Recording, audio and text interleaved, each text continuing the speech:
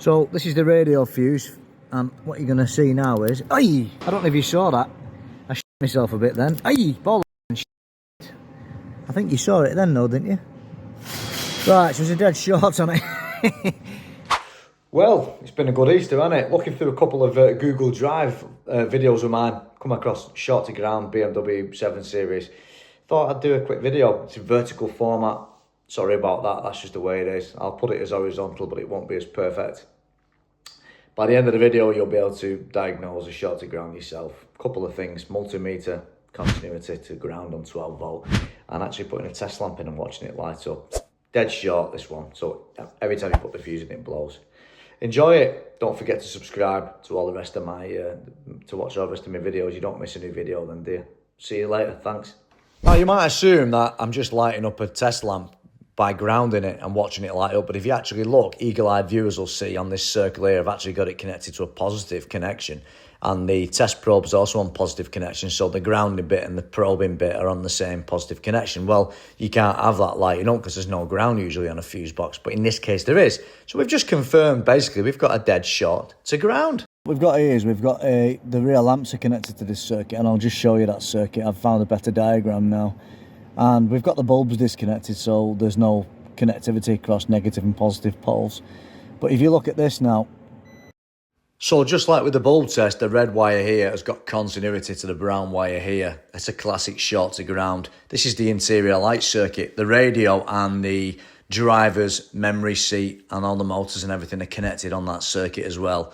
So at least we've got an idea if it's either one of three, or maybe all, but usually 1 out of 3 circuits what's actually causing this problem. As I always tell you when you fault find, you need to look for clues. Now here's the radio. Now it was dead, completely dead, so therefore there's no power, and it's on the same fuse that's blowing. If I apply a power probe to that, but disconnect the harness from the radio first, it works. If I plug the radio harness in and then power probe it, it trips my power probe because it's connected to the fuse circuit, you see. So therefore we've got a short, haven't we? So that's one clue. And then obviously the rear lights, that's another clue. They don't work either. And of course the main clue more than anything else is the driver's seat doesn't work. So there you are. So pay attention to what is working and what's not working. And that is your evidence gathering. That's all I can say. Now let's get back to the video. So now that we had a dead short, we just had to translate. The trouble is, it's an old car from 1987, 88, and it was in French. It was a French import. Every time the battery's disconnected, it kind of reverts back to a default language of French. So the next thing we did was I translated it all into English, and we found out that it was the anti-theft system, anti-volt, I think it was called, and réglage de chauffage or something like that. French people watching this will kill me for speaking like that. So I'm going to show you now what I did. I translated it with Google, and I managed to get an old wiring diagram off Google, because really BMW now, you can't get them wiring diagrams, they're just too old. So the only way to do it is to Google it, or to use Autodata or AllData or Autodata or something like that, Bosch wiring diagrams, but we didn't have access to them because you have to pay for them, you know what I mean? So it was a Google job. So then the next step was then just to start disconnecting stuff. When you have a dead short like that, they're actually the easiest type of shorts you can get. The worst type of shorts is when they're intermittent. So you can have a wire that is moving like this, then a certain flex of the chassis and it goes to ground, then the chassis relaxes and it comes away from ground. Well, it can happen, and I've had them happen. Excuse me. So they're easier dead shorts. You just have to isolate the circuit one by one until you actually find the bit where, you know, there is no more blowing fuse, and then you've cracked it, then you just need to repair the wire and so on and so forth. So let's get back into the video and crack on. Fantastic. So it's anti-volt, anti-theft, anti-tamper, and seat front adjustment. Now the best thing about that is, and I think it could be this, seat adjustment, is that the seat on this car is completely twisted in half and knackered. So I think if we just disconnect that frigging thing under the seat, I think we'll be laughing basically. See it there, look. 18. Réglage de siège avant. You could still have a wiring fault here, but I doubt it. And it all comes from this central splice. That's the fuse, what's blowing. Central splice is there. Not used, but there could still be a wire. Not used, could still be a wire. Accessory connector, not used. So, seats and mirrors, phone transceiver, don't have one. Anti-theft module, radio, infrared locking control unit, basically. So it could be any of these freaking things, really, to be honest. Easiest thing to do would be like to kind of find that splice, and I can probably find that splice and then disconnect everything at that splice one by one. until it stops blowing. That's the easiest way to do it. However, it's not that easy in practice because it's soldered, and that's what we need to find out. It could be easier now just to go to this splice, disconnect stuff in turn, but it's a pain in the bum, that, so it might be easy just disconnect everything that we can disconnect. These are under the seat and they're a pain in the arse to get to, but either way I need to do it, and then disconnect we disconnect the memory seats first, I think.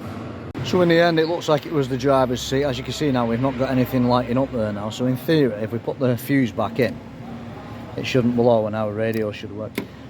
Driver's seat works still, but it doesn't work in some positions, so hopefully it won't blow now.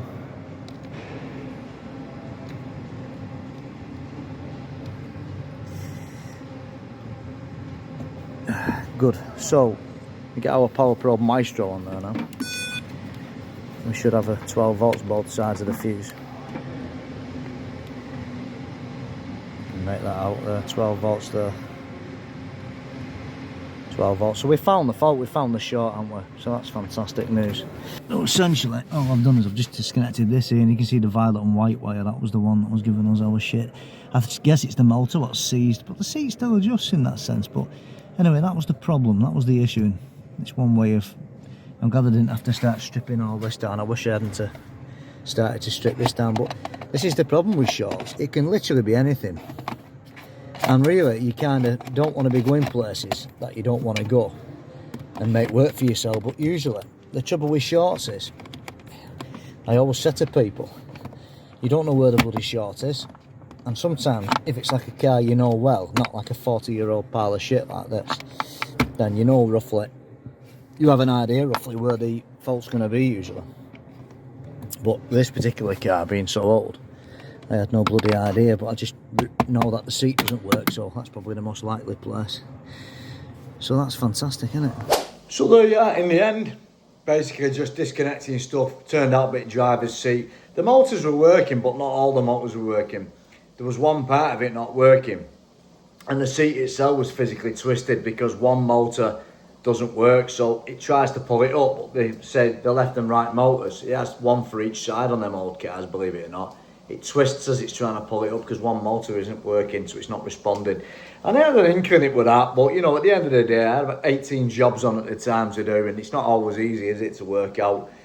So yeah, that's what it was. So I left that disconnected basically, and c'est la vie, as they say in French.